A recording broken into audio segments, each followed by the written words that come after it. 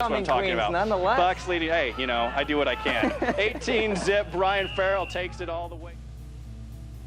Sports are a big part of America's culture these days. Many kids dream about going pro in some sport, but they start playing sports in high school. So it is important for them to know the UIL rules and regulations for participating in high school athletics in the state of Texas. The first and most important rule is the no pass, no play rule.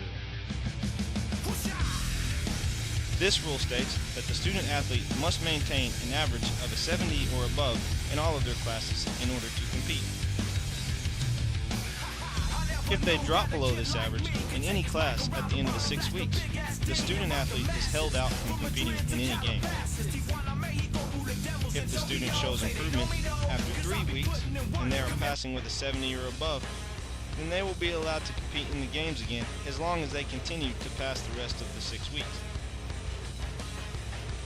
It is also important for the student athlete to know that they are amateur athletes and are not allowed to get paid or accept any compensation for participating in athletics. If they accept any compensation for participating in athletics, then they will be suspended from competing in high school and college sports for the rest of their career.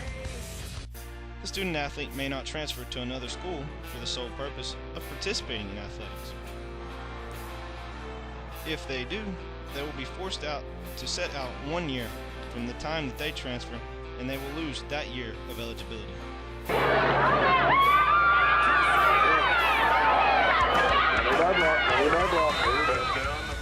If the student athlete has proven that he or she is good enough to play in the college and wants to continue to athletic pursuits, then they need to know the NCAA requirements for competing in collegiate athletics. First off, the student athlete must earn the minimum GPA required in high school and earn a combined SAT or ACT score that the university or college requires. If the student athlete meets these requirements, then they are eligible to accept a scholarship from the school in order to compete.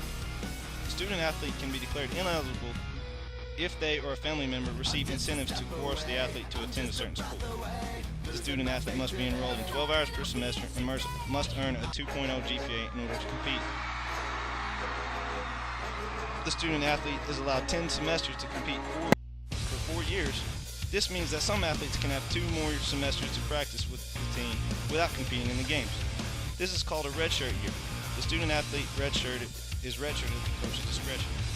As you can see, if the student athlete follows these rules and works hard, then he or she should have a long and successful career in at least high school and possibly college.